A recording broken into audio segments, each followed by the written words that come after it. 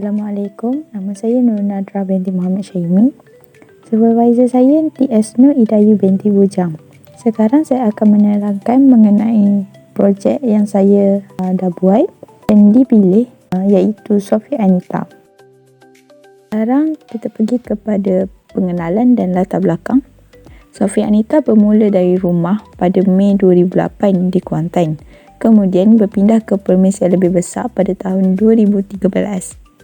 Bermula pada produk pertama, bijirin lemak manis, keripik popia dan rempah buatan sendiri, Sofia Anita kini menawarkan pelbagai jenis produk dan mengedar ke kedai runcit, pasar mini dan koperasi sekolah. Syarikat Sofia Anita menumpukan usaha penjenamaan semula termasuk penambahbaik identiti korporat, periklanan dan pembungkusan untuk menarik lebih ramai pelanggan. Seterusnya, objektif. Yang pertama, menarik perhatian pelanggan melalui reka bentuk visual kreatif pada pembungkusan. Yang kedua, meningkatkan pengiktirafan jenama pada identiti korporat supaya Sofia Anita mudah dikenali sebagai penjual keripik yang berkualiti. Yang ketiga, menghasilkan lebih banyak periklanan untuk menarik perhatian pelanggan terhadap produk Sofia Anita. Terusnya, novelty atau keunikan. Reka bentuk konsep. Sofia Anita dijenamakan semula dengan konsep keripik tradisi sentuhan moden yang menggabungkan warisan makanan tempatan dengan gaya visual moden. Pendekatan ini memfokuskan kepada pembinaan identiti jenama yang konsisten melalui reka bentuk pembungkusan, identiti korporat dan bahan promosi yang mencerminkan nilai sebuah perusahaan tempatan yang berkualiti. Seterusnya, manfaat kepada pengguna dan masyarakat.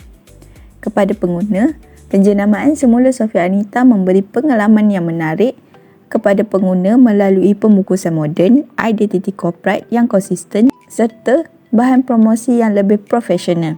Reka bentuk baru ini memudahkan pengguna mengenal produk, meningkatkan keyakinan terhadap kualiti dan memberikan pengalaman pembelian yang lebih baik. Selain itu, pembungkusan yang praktikal dengan ciri seperti ziplock ataupun pembungkusan reka bentuk silinder membantu mengekalkan kesegaran produk, memudahkan penyimpanan serta meningkatkan keselesaan pengguna semasa mengguna.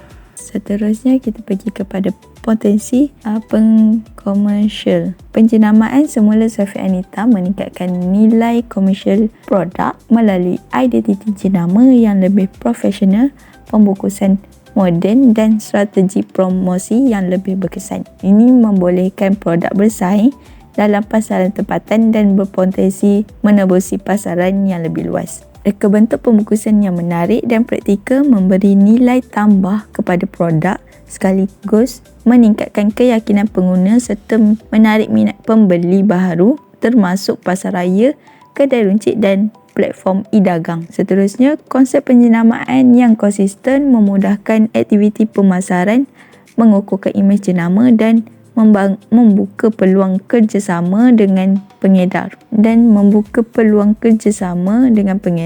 ejen serta rakan peniaga. Dengan penambahbaikan berterusan dari segi reka bentuk pembungkusan, identiti korporat dan bahan periklanan, Sofia Anita mempunyai potensi yang berkembang sebagai jenama keripik tempatan yang dikenali di peringkat nasional dan seterusnya di pasaran antarabangsa. Akhir sekali, anugerah projek penjenamaan semula Sofia Anita ini telah berjaya memperolehi peringkat emas dalam pertandingan iCOVAC sekaligus membuktikan bahawa inovasi yang dihasilkan memenuhi kriteria kreativiti, kebolehgunaan dan nilai komersial. Selain itu, projek ini turut meraih tempat pertama kategori packaging dalam Viscom Final Year Project Showcase sebagai pengiktirafan terhadap kecemerlangan reka bentuk pembungkusan yang menampilkan identiti jenama yang lebih moden, berfungsi dan berdaya saing. Kedua-dua pencapaian ini membuktikan bahawa projek penjenamaan semula Sofia Anita bukan sahaja berjaya